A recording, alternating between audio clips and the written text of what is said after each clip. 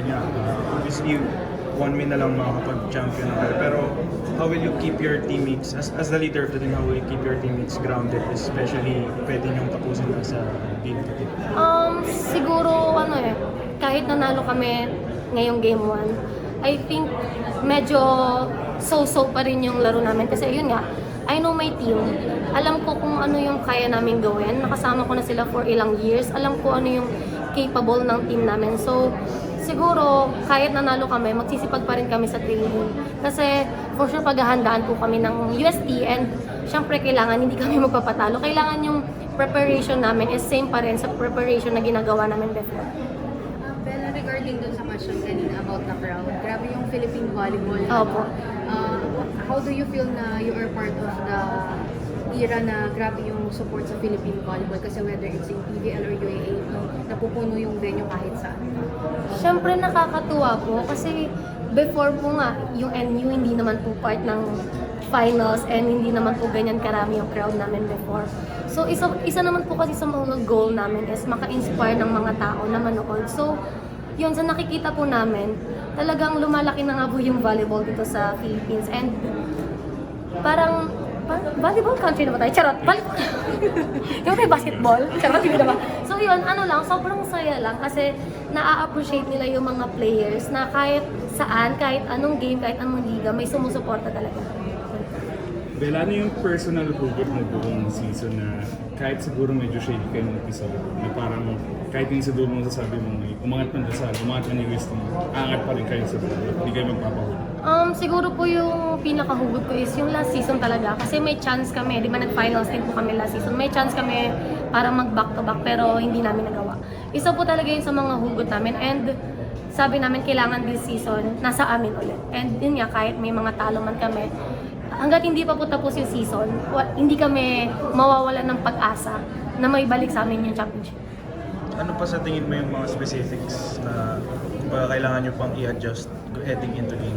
I think yung errors namin, kasi kailangan talaga namin siyang ma-minimize lang. Kasi yun nga, katulad ng sabi ko sa interview kanina, thankful ako kasi yung errors ng UST halos same sa amin.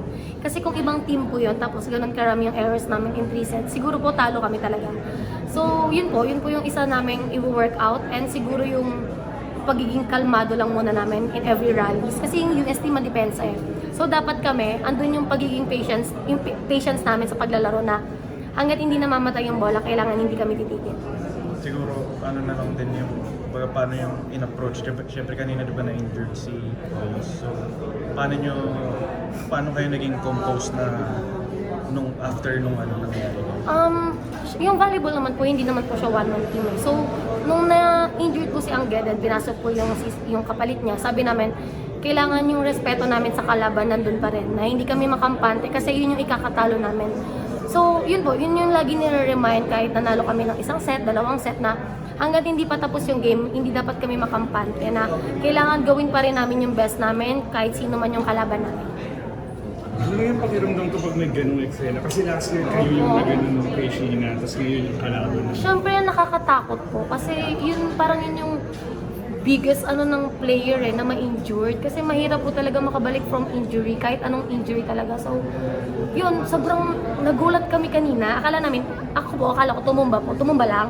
And then yun nga na parang naiiyak na siya. Tapos sabi namin na sana nating serious talaga kasi yun nga nag-flashback sa amin yung nangyari kay Ate Sheena before hanggang sa hindi na siya nakalaro nung buong game na yon.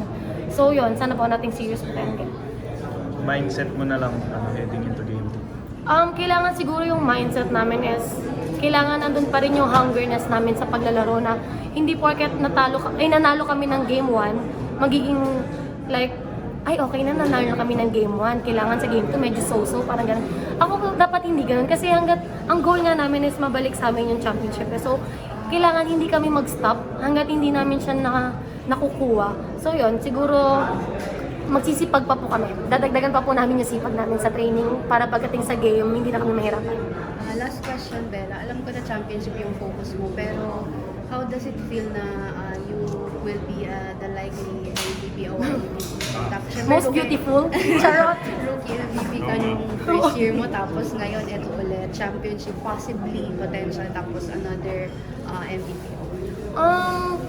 Yung awards po kasi, talagang before pa lang, sinasabi namin, ano siya, parang bonus sa pagtatrabaho ng isang player. Kasi, pag nagtrabaho kayo, yung award, susunod na lang. So, if ever man po na, ako nga po, I'm very thankful and hindi ko naman po siya magagawa kung wala yung teammates ko. So, talagang it's a work, it's a team effort talaga kung sa championship man or sa individual award.